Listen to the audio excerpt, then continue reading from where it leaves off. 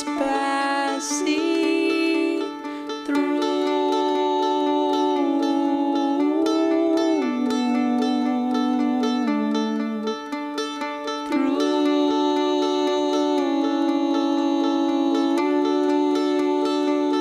Okay, so we're here at the Willimantic Center with Jody McBride. Jody McBride, and he's been in this recovery community for 11 years. And you were just telling us the stories about growing up, being bussed, being one of the first people bussed. Yeah, I was one of the first kids put in Project Concern back in the mid to late 60s. You know, when the federal government decided to desegregate schools, you know, I was bussed out to the West Hartford school system. And you know, even though it was tough in the beginning, I don't regret it now, because I got a really good education, you know. Back to his youth. Yes. Yeah, well, I mean, I don't regret. Like, I remember asking my mom, like, because I didn't want to go to school when I was young, because it was tough. But, you know, I think about my mom. She just wanted us, me and my two sisters, because I have two sisters, you know, she just wanted us to have the best, what she wasn't able to get. So, and I look back on it now, and I don't regret it, because I got a really good education going to school there. Like, because West Hartford was probably one of the best school systems in the country, let alone Connecticut, but probably in the country back then. So I got a really good education. I was fortunate to have went to school there, you know. And you know, I'm grateful today for it, you know.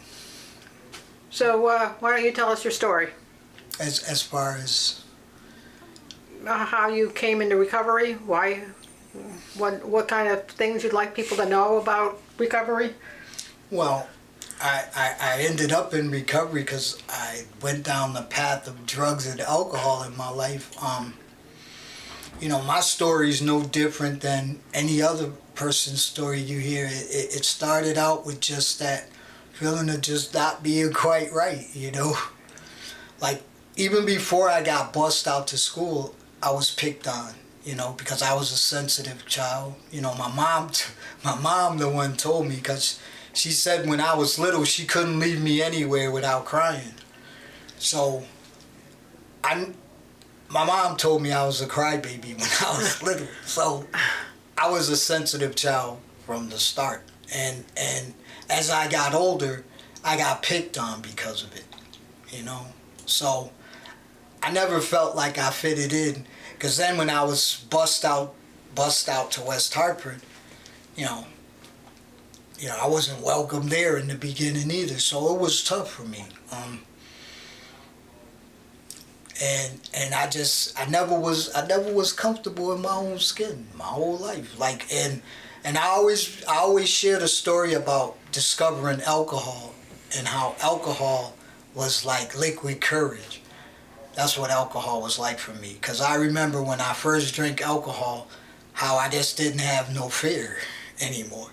So I drank. Alcohol became my best friend. So, and you know, but of course, as I grew up, I couldn't function without the alcohol. You know, because every time I didn't have the alcohol, I was that scared little kid. And, you know, that's what led me down the path of alcohol and drugs in my life, was, you know, just fear. You know, I just wanted to fit in. Mm-hmm. So you made a change 11 years ago.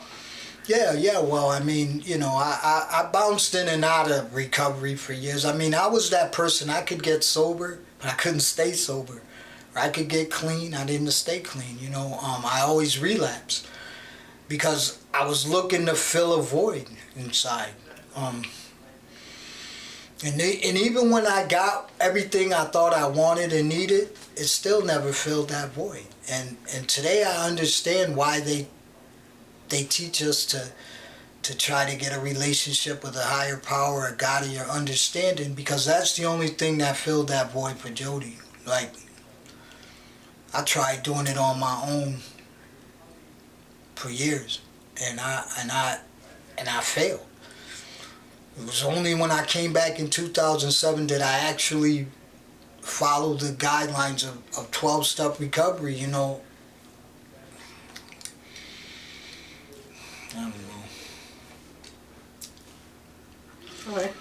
I'm just glad that I discovered this place. Like I was sharing with Conrad, like I came to Willimantic and I never heard of C-Card, you know, and from the moment I heard about this place and I knew what this place was about, I loved this place because this place taught you that you could put a positive face on recovery, and I grabbed a hold of that because I had a lot of guilt and shame, and I didn't feel good about Jody, but this place taught me that I needed to love Jody and feel good about Jody, and I got involved, and I didn't let my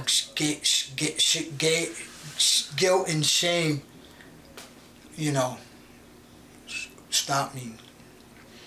I let it motivate me to change my life and turn it around, because this place taught me I can be a positive influence, you know, and I started to feel good about me. So I became a part of C-Card, and this place taught me that you could have fun in recovery, you know, because I was that person that every time I didn't get high or I didn't drink and drug, I felt like my life was over. Like there was this. I used to say recovery was boring, but that's because I never did anything to make myself a part of it. But then C-Card taught me, like, you know, we have fun in recovery. So I remember years ago we formed a committee to show people we have fun in recovery. And we used to go places, and we went all over the place and having fun. We had a social committee, like, and we used to plan events, and we went everywhere just to show people we have fun in recovery. And I became a part of that because, you know, I needed that. Because what I learned is that when you get high, you dull your brain, that nothing stimulates it naturally. So that's why they teach us early in recovery to have fun, because you need to stimulate that part of your brain that you dulled for so many years with drugs. Like, I never knew that. And I learned that here, you know. And that's why I became a part of this center, and I keep coming. You know? Here's the phone. Hartford? Okay, I was born and raised in Hartford. Yeah, so do you know, oh my God, I can't even think of his name now. He's a part of your center, like, Tyrone. You know Tyrone? Yeah, I let Portia know you called, though. That's my wife. Yeah, she was at the doctor. Okay. Yeah, today is her birthday. Yeah, it's her birthday today. Yeah. Okay. Yeah, you too, Jessica. Good talking to you. Bye. Wow. So is there anything else you'd like people to know about recovery, about C-Card? Yeah, well, the thing I want people to know is that you're only gonna get out of recovery what you put into it. But like I tell people, you want to make the most of your recovery, get involved with C-Card. You know, you can't go wrong. Serious. Cause every day you could put a positive face on recovery here. Okay. Even when you don't want to, you know, because then you learn it's not about you. It's about it's about the ones that are still sick and suffering. You want to help them, to let them know that recovery is possible in their life, you know. So that's why I keep coming. And that's it. Thank you.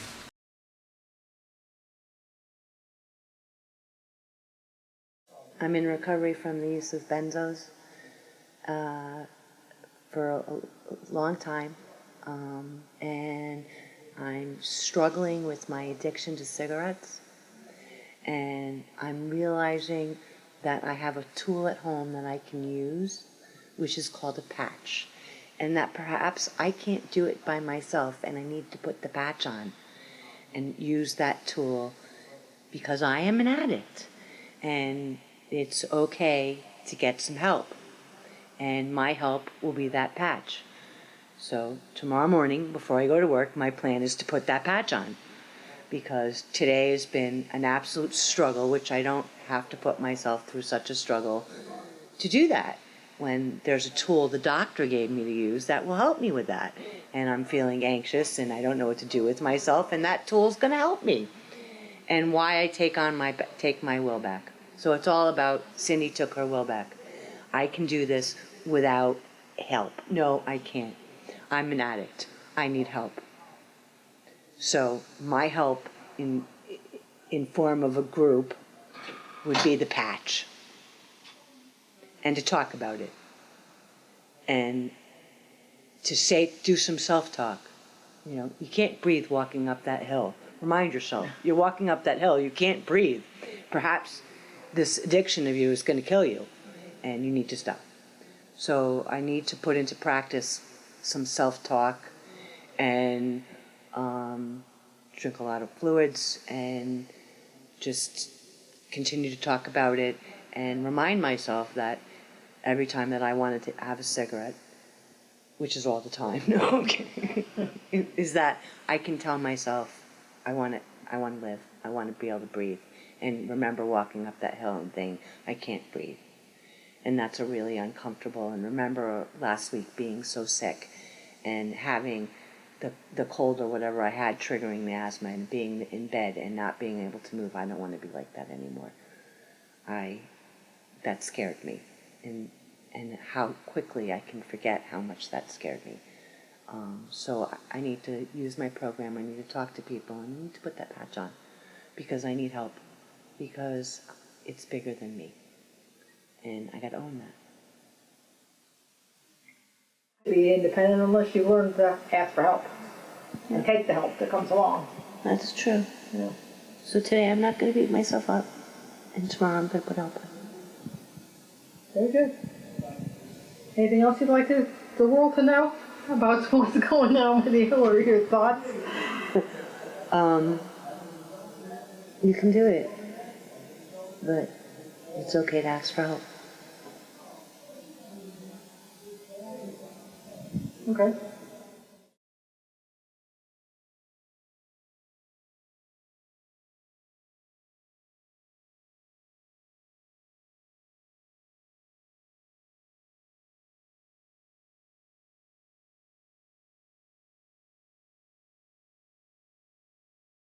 Okay, we're here in the Willimantic C-Car Center, and we have with us Hi, I'm Heather Ross, and I'm one of the ED recovery coaches here at C-Car. So C-Car has a new program. It's called Recovery Coach in the Emergency Department, and Heather is going to tell us about what the program is and a little bit of her story of how she got here. Okay, great. Hi, again, my name is Heather Ross, and I'm one of the brand new ED recovery coaches here at C-Car. So C-Car obviously is a nonprofit organization that's been up and running for a number of years, but one of the newer programs that C-Car came up with was to have recovery coaches meet people exactly where they are. So a sort of boots on the ground concept where people who are in recovery and who are certified recovery coaches are meeting recoverees at the time of their greatest need, which is often in the emergency department of hospitals. So our hospital program is growing. In fact, it started with just a few hospitals, is now up to 9, and as far as I know is growing to 11 hospitals in the very near future. So we have a number of coaches who work in the emergency departments throughout the state of Connecticut. So not only do we have the brick and mortar centers, we also have recovery coaches who go out to different hospitals and meet recoveries exactly where they are. In terms of my story and how I ended up here, my background was actually in education. I was an English teacher, so I taught high school English for, almost 20 years. I taught English and public speaking in a priority district here in Connecticut, barring 2 years of teaching when I lived in England. So for me, it's always been a passion of mine to work with and serve the underserved. I certainly did that working in a priority district with teenagers, and am really grateful to have the opportunity to do that now with CCAR, with people who are in recovery. I am in recovery myself. I am an alcoholic. My alcoholic story is a little different, I think, than a lot of people, because it was later in life for me. So although alcoholism really runs throughout my family, mine did not develop to the point that it needed sort of an intervention. My rock bottom was a little bit later in life than maybe some other people. It was in my late 30s, I guess, where I started to realize that I was using alcohol as medicine. In fact, I vividly remember I had been on a horrible binge with alcohol. My drinking was really isolatory. I was up in my bedroom just drinking and drinking and drinking for probably about 3 days. My blinds were drawn and I was hiding in my bedroom alone. One morning, I woke up and I looked at the side of my bed and I was disgusted with what I saw. There were bottles everywhere. I realized I was filthy, and I hadn't spoken to anyone or seen anyone in days. I was shirking all of my responsibilities. It was at that moment that I was lifted from that bed, and I had a magnum of wine, and I went into my bathroom and I poured it down the sink. But I want to share that I don't think it was me that poured it down the sink. I think I was lifted by God. I think Christ entered my room, He entered my life, and He was the one. An alcoholic in her cups, it's tough, I think, for her to get rid of any alcohol, and I was able to do that day, and it wasn't me. It was something much, much greater than I am. And my belief is that it was God. God met me where I was. From there, I immediately picked up the phone. I called a friend of mine, a woman from my home fellowship, which is Calvary Fellowship in West Hartford. My church home is just amazing. So I called her, called a friend, and I said, I'm ready. This is it. I'm done. I want to go into rehab. So long story short, I had to be detoxed in an ER before I went away to recovery at Mountainside out in Litchfield County. A fantastic place. I absolutely loved being there. From the minute I poured that wine down the sink, I have never had a drink again. What my recovery looks like today, well, obviously I'm working in recovery. I do a lot with Celebrate Recovery, which is sort of like a Christian-based AA in the sort of short and simple version of what that is. I know I mentioned my church. I do a lot of work with my church. I teach Sunday school once a month. I do home fellowships, so I typically, depending on the semester, I'm in 1 or 2 Bible studies. I was a team leader for our community outreach day, where we did some really fun stuff. We took cookie care packages to the local first responders in our town, and my son worked with me to do that. In 2 weeks, I am a team leader for a group of people representing Calvary Fellowship at Celebrate West Hartford, so my son and I will do that as well. And I try to be as involved as possible, not only with the home fellowships, but with any of the outreach things that we do at the church, including doing things like stuffing backpacks for students who go home at the weekend, maybe without food. We do a lot with the homeless population in Hartford. We also do a lot of work with a fellowship in Haiti. I have not been to Haiti, but it is a goal of mine to spend like a week or so with my church within the next year or two. They go for about 7 to 10 days to Haiti, and they're actually physically building a church there, and trying to rebuild that community. So that in a nutshell is my story. There's so much more to tell, but you have to come down to CCAR and check us out, and maybe I can tell you a little bit more. Thanks so much. What kind of training did you have for this? For CCAR? For your job? Yeah, you actually literally bucked me from training. So yeah, like I said, I'm really new to CCAR. We've done a bunch of things. So this week I worked twice with a gentleman named Art Woodard, who's super bright, extremely wise. We did a workshop and we earned CEU continuing education credits in looking at stress in recovery. We trained on the telephone support system that we have here at the center. So I'm sure some people are familiar with the TRS, which is when we call recoveries, they sign up for a system where they're called once a week and we check in with them and see if there's any help that they need in their recovery.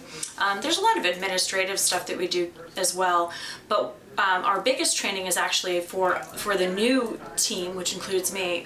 We're doing in June 18th to the 22nd, we do training through CART, and that's where we become certified recovery coaches. So that's the more intensive kind of art and science of the training. But what we're doing right now is not only training here in the centers, but we are also shadowing coaches who are already working out in the field. So those coaches are already certified, and the newbies like me will go out and start shadowing. We actually start in 2 days. We start on Friday, so we'll go out and shadow those people when they go out and do their coaching in the emergency departments in and around Connecticut.